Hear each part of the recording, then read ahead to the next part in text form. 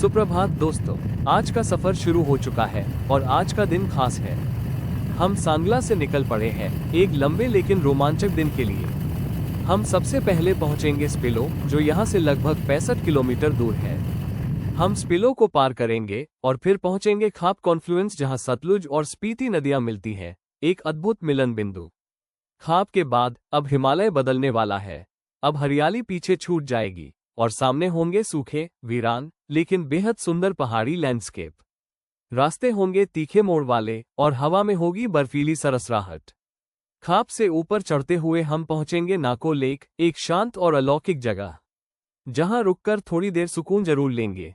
फिर पार करेंगे मलिंग नाला, जो कभी भी गाड़ियों की परीक्षा ले सकता है। और फिर एक अद्भुत जगह गू मोनेस्ट्री, जहां मौजूद है 500 साल पुराना ममी, हिमालय की गोद में छुपा रहस्य। शाम तक पहुंचेंगे हम टाबो, एक और प्राचीन मोनास्ट्री के शहर में।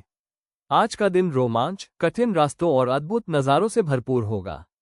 तैयार हो जाए, स्पीति अब करीब है।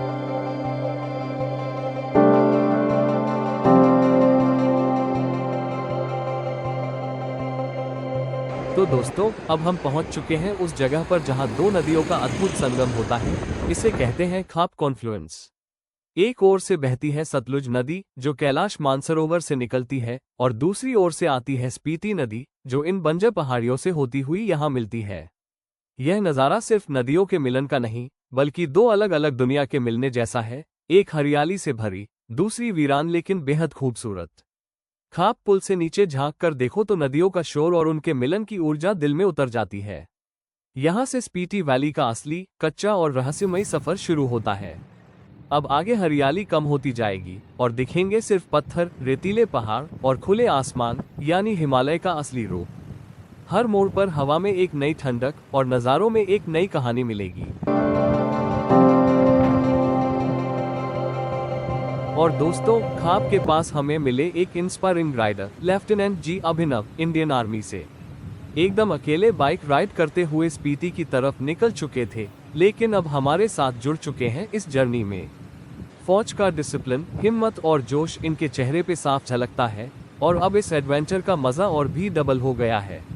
स्पीति की टफ रोड्स पे अब हमारे साथ है एक real life hero. Salute to his spirit and welcome to our journey, lieutenant Abhinav. Lieutenant Abhinav को मिला था छोटा सा ब्रेक और बिना किसी ज्यादा प्लानिंग के बस बाग उठाया और निकल पड़े स्पीति की तरफ। उनका प्लान था सीधा टाबो जाके वापस लौटने का, लेकिन हमने कहा, भाई नाको लेक मिस मत करना। स्पीति का ये हिस्सा नेचर का एक रेयर जेम है, और सच कहें तो ये सफर सोलो करने के लिए नहीं है जब तक आप पूरी तरह प्रिपेयर्ड ना हो। ए फ्लैट हम सब एक साथ बढ़ रहे हैं नाको की ओर, ऊंचाई बढ़ रही है, दर्रे पास आ रहे हैं और एडवेंचर बस शुरू हुआ है।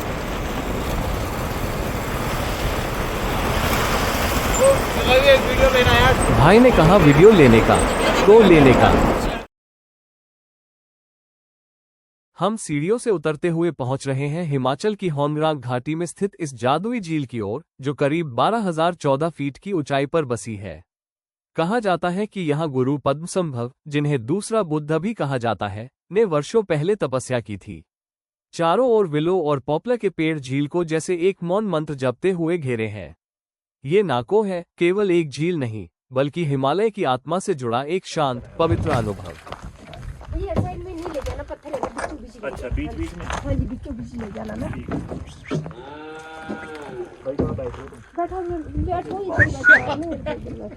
वेट ज्यादा है ना मेरा। नाको झील की शांत लहरों में बोटिंग करते हुए लेफ्टिनेंट जी अभिनव और विवेक चड्डा पूरी तरह से इस नज़ारे में खो जाते हैं। लेफ्टिनेंट अभिनव हंसते हुए कहते हैं, यार ये जगह तो बिल्कुल भी मिस नहीं होनी चाहिए थी। अगर तुम लोग न लाते तो ये अद्भुत अनुभव कभी नहीं मिलता। दोनों मिलकर झील के पानी में लहरों का आनंद ले रहे हैं और एक दूसरे को शुक्रिया कहते हुए इस अनुभव को एंजॉय कर रहे हैं। इस जगह ने सबको मंत्रमुग्ध कर दिया और ये पल हमेशा के लिए यादगार बन गया। बोटिंग करते करते अचानक एक हल्की सी बर्फबारी शुरू हो जाती है। जैसे ही बर्फ गिरती है, सबके चेहरे खिल उठते हैं। हमारे लेफ्टिनेंट साहब के लिए यह उनकी पहली बर्फबारी थी और वो खुशी से भर जाते हैं, जैसे उन्होंने जीवन का एक अहम पल जी लिया हो। विवेक चड्डा और हम सभी इस पल को एंजॉय कर रहे होते हैं, जैसे प्रकृति हमें अपनी खूबसूरती से गले लगा रही हो।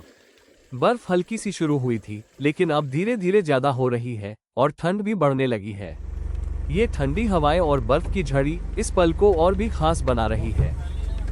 बर्फबारी के इस खूबसूरत पल में हम सब मिलकर एक जोश के साथ चीयर्स करते हैं। एनर्जी शॉट्स का मजा लेते हुए हम सब इस ठंडी हवा और बर्फ की बर्फीली जादू को महसूस करते हैं। ये सर्दी, ये बर्फ और यह जोश किसी भी सफर में ऐसा पल कभी नहीं भूलता।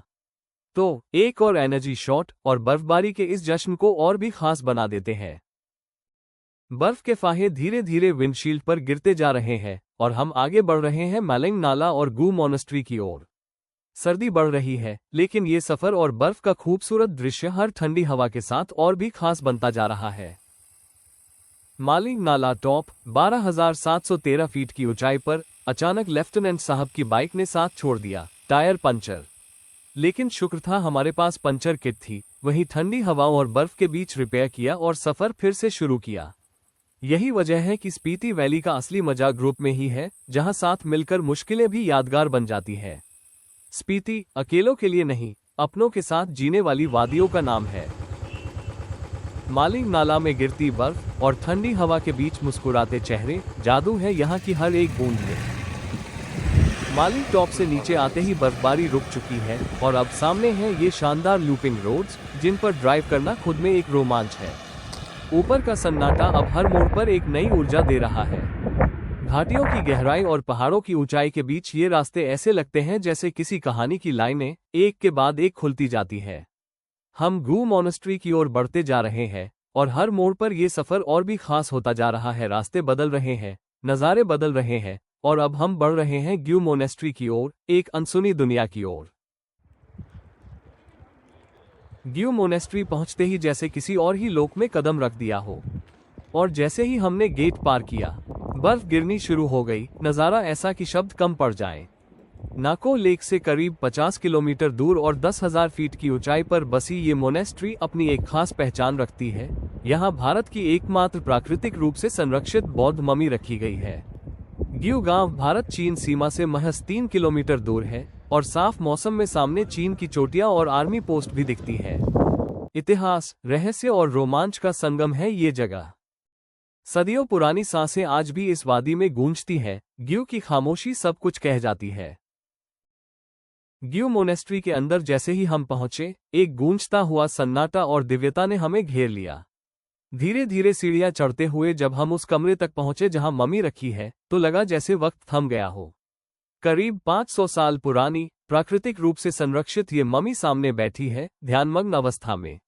बिना किसी केमिकल के संरक्षित ये ममी आज भी पूरी इंटैक्ट है और देखकर रोंगटे खड़े हो जाते हैं। इतिहास और अध्यात्म एक साथ जब सामने आते हैं तो अनुभव शब्दों से परे होता है। बर्फबारी के बीच ठंडी हवाओं में जब गर्म सूप तैयार हुआ तो जैसे सर्दी को भी थोड़ी राहत मिल गई और हर घूंट में घुल गई गर्माहट और दोस्ती की मिठास। गुए मोनेस्ट्री से टैबो की ओर हमारी रफ्तार फिर से बढ़ चली थी। हल्की बर्फबारी में रास्ते और भी खूबसूरत लगने लगे थे। यहीं पर हमारी मुलाकात हुई परस और दीपांशु से और फिर हुआ सफर का एक दिलचस्प मोड़। दीपांशु ने बाइक थामी, लेफ्टिनेंट अभिनव आ बैठे हमारी गाड़ी में और विवेक चड्डा दूसरी कार में चला गया। अब शुरू हुआ इस सफर का नया अध्याय, नए साथी, नया जोश और टैबो की ओर बढ़ता एक यादगार कारवां। रास्ते में पहाड़ों की सादगी और ठंडी हवा हमें नए अनुभव दे रही थी। गाड़ी के हर मोड़ पर नए दृश्य सामने आ रहे थे और यह यात्रा एक नए रोमांच की ओर बढ़ रही थी। हम ताबो के ओर बढ़ रहे थे और जैसे ही हम बाएं मुड़े, सामने एक सुंदर स्थानीय चित्रकला से सजा हुआ दरवाजा दिखा। ताबो की यह खास पहचान यहाँ के संस्कृति और इतिहास को बयां करती है। ये जगह सच में एक शांतिपूर्ण ठहराव देने वाली थी, जहाँ ताजगी और शांति का एहसास हो रहा था। और फिर हम शुभम भाई के होमस्टे के लिए निकलेंगे। हेलीपैड ताबो पर क्रिकेट खेलते हुए सबका मूड था हाय। सच में ये पल मजेदार थे। हम सब एक साथ बैठकर अपनी यात्रा की शानदार कहानियां बांट रहे थे। हंसी मजाक का माहौल था और हर किसी के चेहरे पर खुशी की झलक थी। इस यात्रा के हर पल को यादगार बना रहे थे हम। हालांकि आज रात का आकाश थोड़ा बादलों से ढका हुआ था, फिर भी ताबो की शांति और ठंडक ने हमें अपनी बाहों में समेट लिया। यहाँ की संजीदगी और नजाकत, जैसे ये जगह हमें अपने आप में ही समेट लेती हो।